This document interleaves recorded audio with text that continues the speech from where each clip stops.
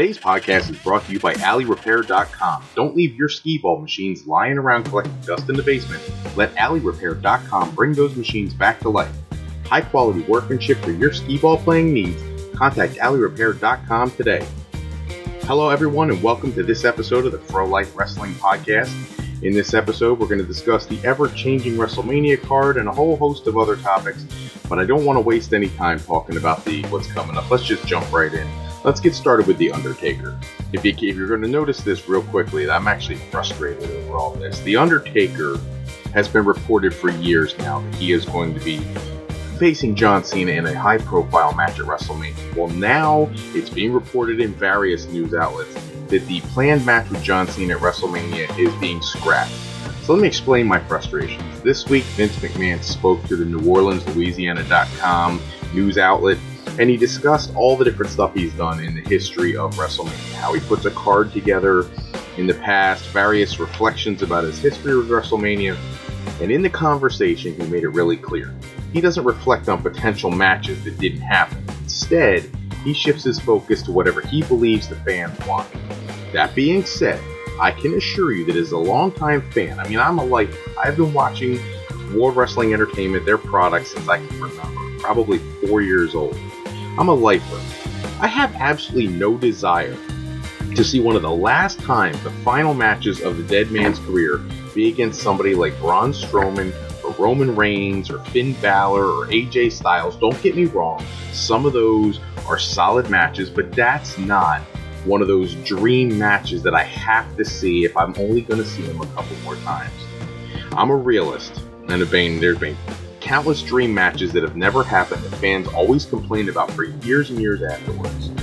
The matches that they never get to see: Bret Hart versus Hulk Hogan, Shawn Michaels versus Sting, The Rock versus Randy Savage, Stone Cold Steve Austin taking on CM Punk.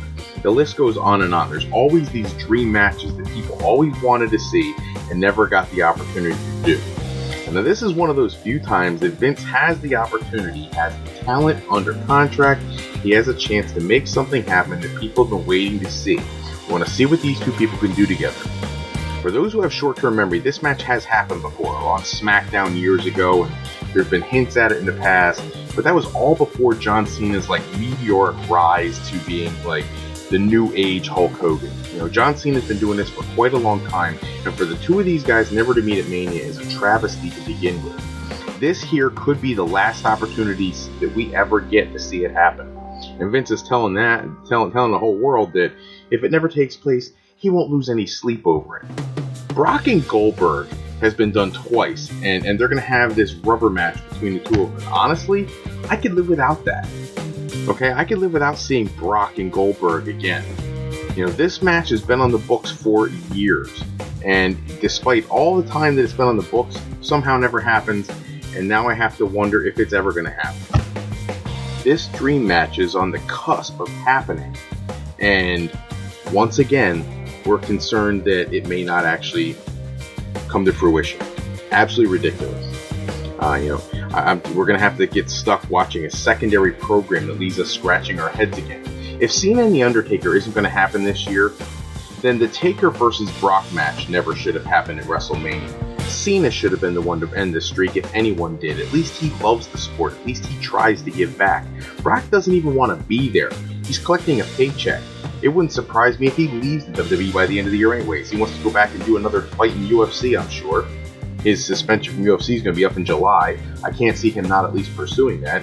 Vince is clearly out of touch with the importance of dream matches, and he's just not willing to do what's truly, to use his catchphrase, best for business. Best for business right now, in 2017, is Cena versus The Undertaker. It's shelling out millions of dollars if necessary to see things like AJ Styles versus Shawn Michaels. Pay Shawn whatever it takes. You make him an offer he can't refuse. It's letting someone like Daniel Bryan come back in, since we already know it was well documented last year. There were plenty of doctors who would have cleared him to come back. Have him come back for one final match with Brock Lesnar, his dream matchup. Or put him in there with a guy like Kevin Owens one last time.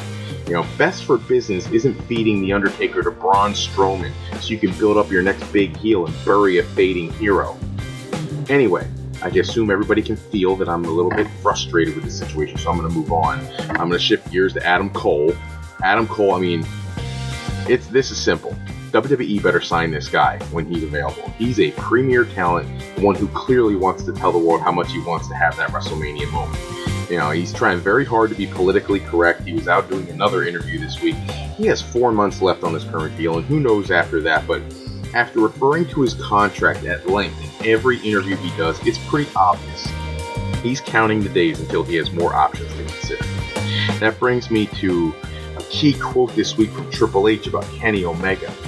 It's not all that often that you hear WWE brass discuss an outside talent so openly, and with the revelation that he would indeed be interested in signing Kenny Omega, it only makes more sense to bring him to the WWE family.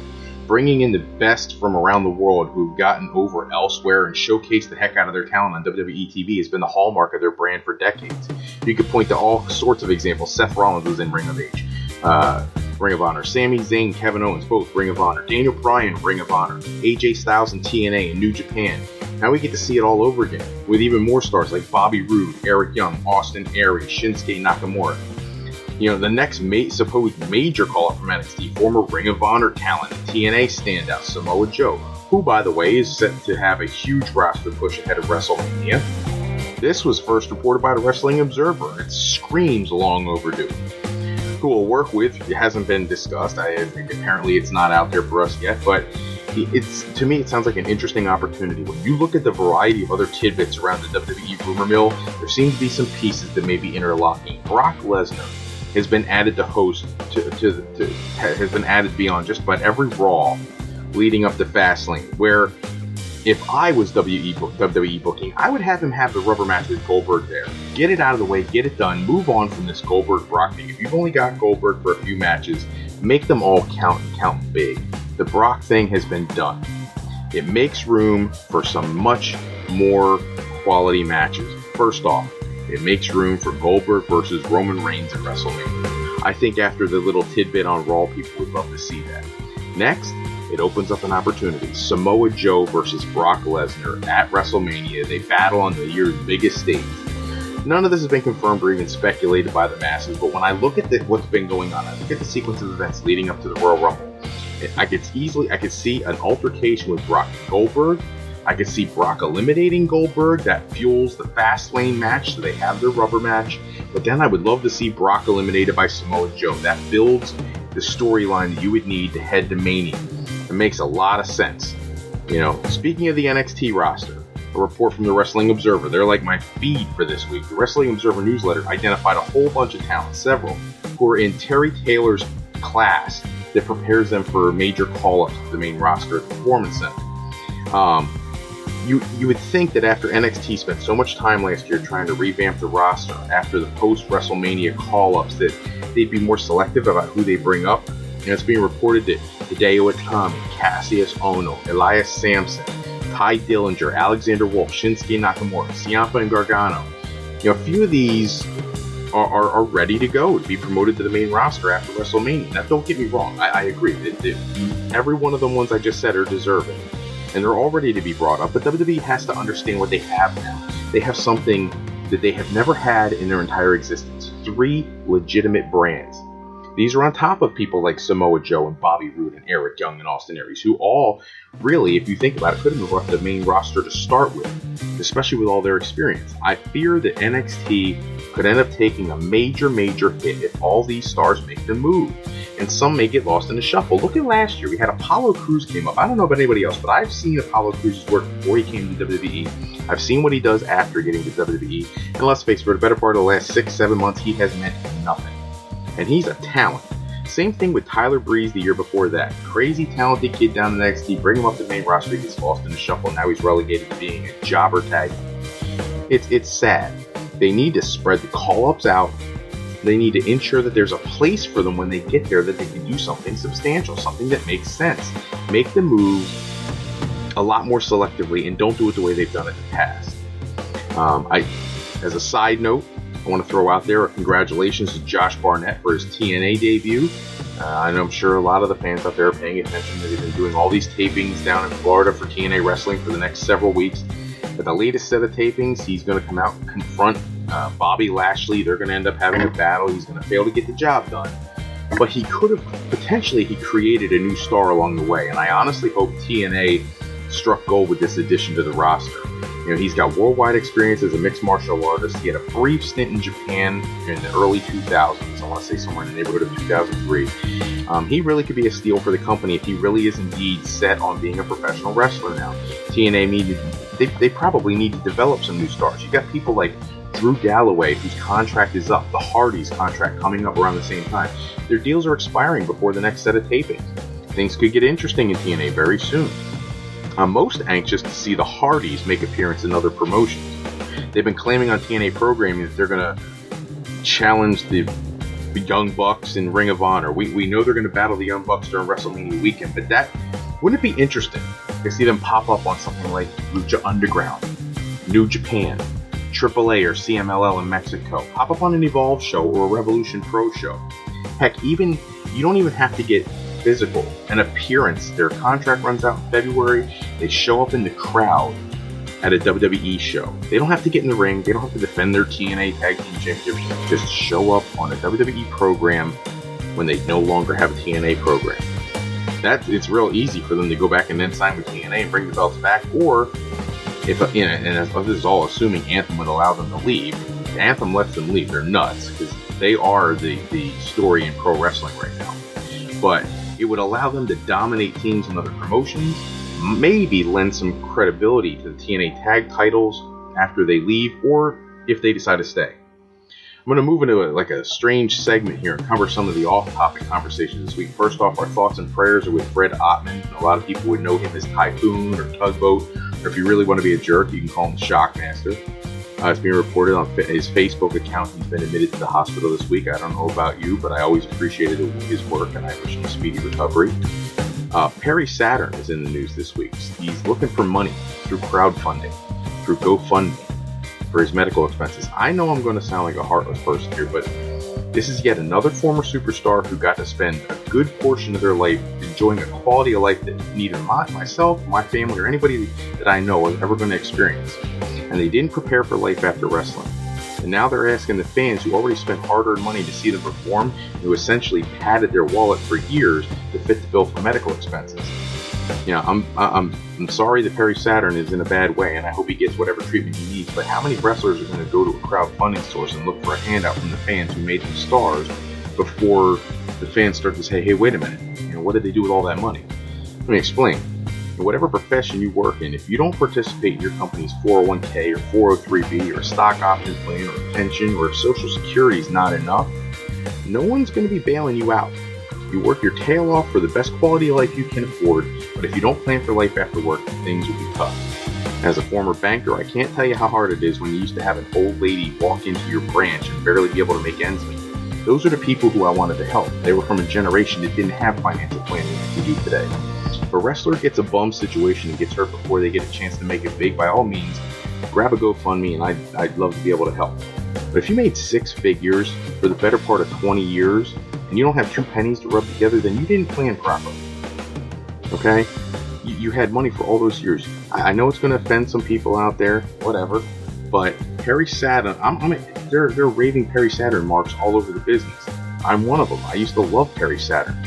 It's not a knock on his work. The Eliminators are one of my favorite teams of all time. I used to dream of seeing them battle the Road Warriors or a host of other teams, but the time has passed. Perry Saturn needs to take responsibility for Perry Saturn and do what Mick Foley's done. Refuse to accept fan contributions for procedures he shouldn't really be able to pay. He should really be able to pay for on his own. And if he can't, for a couple weeks we still got Obamacare. Go get your procedure done and handle it yourself.